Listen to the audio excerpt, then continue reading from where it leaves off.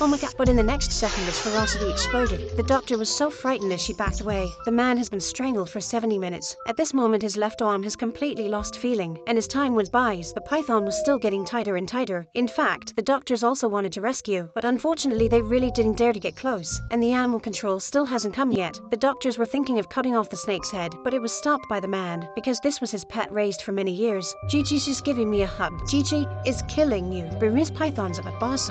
Your situation suggests otherwise. It was indeed different from what he said. The man was severely hypoxic at this moment, because according to the habits of pythons, as long as the prey was still panting, the python would continue to tighten, and in this desperate situation, the doctor would rely on alcohol to irritate the snake to loosen its mouth. At the same time, someone bold enough to seize the snake's head. Others were helped. Either guy, these wipe it up, I hate snakes, I hate snakes. Everything. No awful gado, greater rate, trick over his head, right? Yeah, alright, help me that.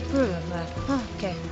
Layla had just given birth to her baby, but her husband Quentin suddenly went crazy. He insisted the baby wasn't his own. He grabbed a pair of scissors and started swinging wildly. Then he ran frantically trying to escape the hospital. Security guards heard the commotion and rushed to stop him. Quentin saw no way out and darted straight into the MRI room. The doctor was stunned. She noticed the scissors were still vibrating. She realized it had punctured his carotid artery. The guard tried to shut down the power, but Hannah quickly stopped her. The magnets held everything in place now. If they turned off the machine, it would move the scissors. Quentin could bleed out within seconds. Firefighters arrived swiftly after the emergency call. They planned the rescue strategy with the doctors. Firefighters were tasked with stabilizing Quentin's body. Dr. Archer needed to stop the bleeding in the artery. A metal clamp definitely wouldn't work. Luckily, the hospital had a 3D printer. They quickly printed a plastic clamp. Psychiatrist Dr. Charles stood nearby, calming Quentin down. He tried to understand what caused Quentin's breakdown. Noticing small lumps behind Quentin's neck, Charles suspected these might indicate a medical condition triggering sudden psychosis. Just as they were getting closer to an explanation, the plastic clamp was ready. Archer carefully cut open the skin and clamped the artery. Finally, he removed the scissors. Firefighters tightened their ropes holding Quentin still. As the MRI was switched off, Quentin was successfully saved. The man named Coleman said his heart was beating inside his head. Every day the non-stop pounding tormented him. To find a cure, he went from hospital to hospital, but everyone thought he was just hallucinating. Coleman couldn't take it anymore. He suddenly grabbed a pencil from the table.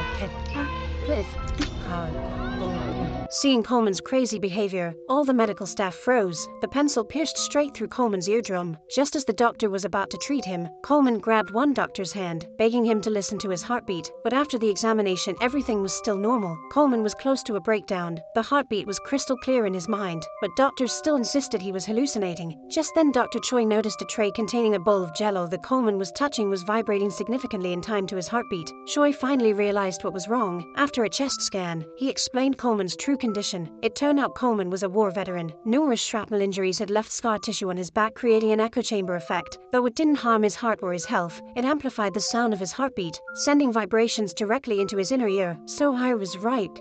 You really are hearing your heart pounding in your head. Coleman was incredibly relieved that someone finally understood his pain. However, due to extensive scar tissue and shrapnel lodged dangerously close to his heart, the doctors couldn't perform the surgery. Coleman was utterly devastated. Not long after, the doctors thought of another solution. They made him listen to his heartbeat through a monitor. Choi asked Coleman to imagine his heart as a brother in arms fighting for him. He told Coleman if he could think of the sound as something reassuring and comforting, he might learn to live with it. With tears in his eyes, Coleman listened to his heart. The little girl never imagined that the strange man next to her was there to rob the bank. Armando was very nervous. It was probably his first time. He walked up to the counter, quickly unzipped his jacket. The employee froze as soon as she saw the bomb. Armando took out a bag and signaled for her to put the money inside. He warned her not to call the police. The employee began putting money in the bag as requested, but secretly pressed the silent alarm anyway. The 911 dispatch center quickly received the alert and immediately sent nearby officers to the scene. By this time, Armando had already walked out of the bank. The officers caught up to him at that moment. They raised their guns and aimed. Armando immediately raised his hands in surrender. He slowly turned around, telling the officers someone else had strapped the bomb to him. He was also a victim. If he didn't deliver the money to the drop point in 5 minutes, they would detonate the bomb, and everyone would be in danger. Officer Mitchell didn't believe him. He thought Armando was lying to gain sympathy, but Carlos's instincts told him otherwise. He saw truth in Armando's eyes. Time was running out. Armando picked up the bag from the ground and decided to leave. Mitchell decided to shoot to stop him, but Carlos stopped helped Mitchell. He chose to trust Armando. However, because Carlos had let the robber go without authorization, he was suspended and placed under investigation. The investigator who walked in was his father, Gabriel. Gabriel also believed Carlos might have been played by the robber. Carlos felt very disappointed hearing this. Even his own father didn't believe him. Before leaving, he told Gabriel he had simply done what Gabriel had always taught him, to trust his instincts. Sure enough, Armando turned himself into the police station a day later. On the day of the robbery, Armando went to the drop point, handed the money to the criminals, and they removed the bomb from him. Fortunately, Armando memorized their faces, and the police quickly identified the criminals.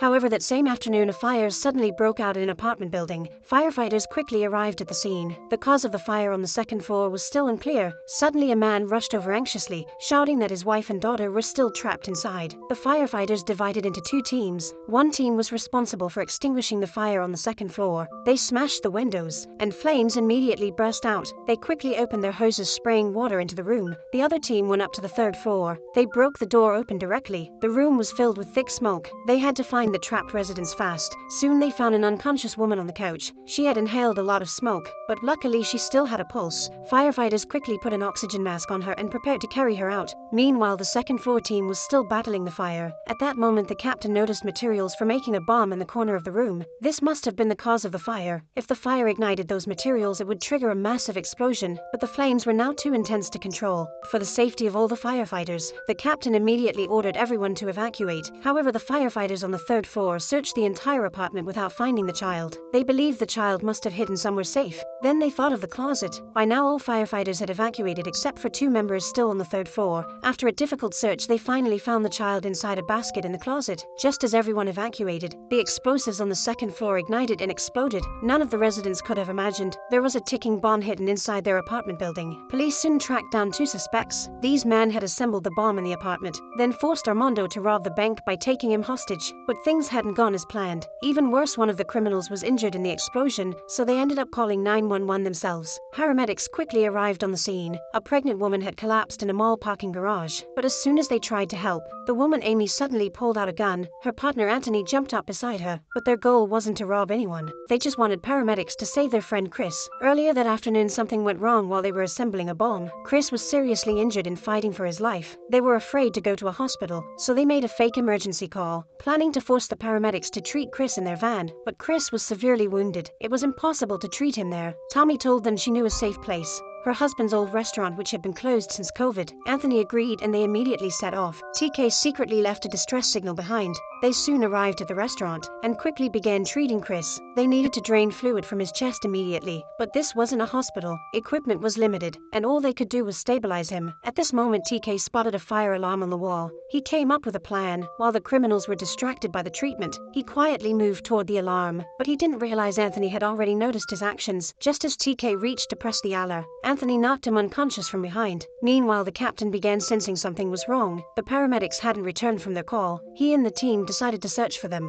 They drove to the location of the call and discovered TK's distress signal on the ground. Back at the restaurant, Chris woke up from unconsciousness, seeing paramedics around him. He assumed Anthony had betrayed him and immediately shot Anthony dead. Chris realized their location was probably compromised and they had to leave right away. Just as they tried to tie up the paramedics, Nancy suddenly knocked Amy to the ground. Tommy seized the opportunity and pulled Chris's tube out, injecting a sedative into his body. But just as Chris was about to shoot, a gunshot rang out.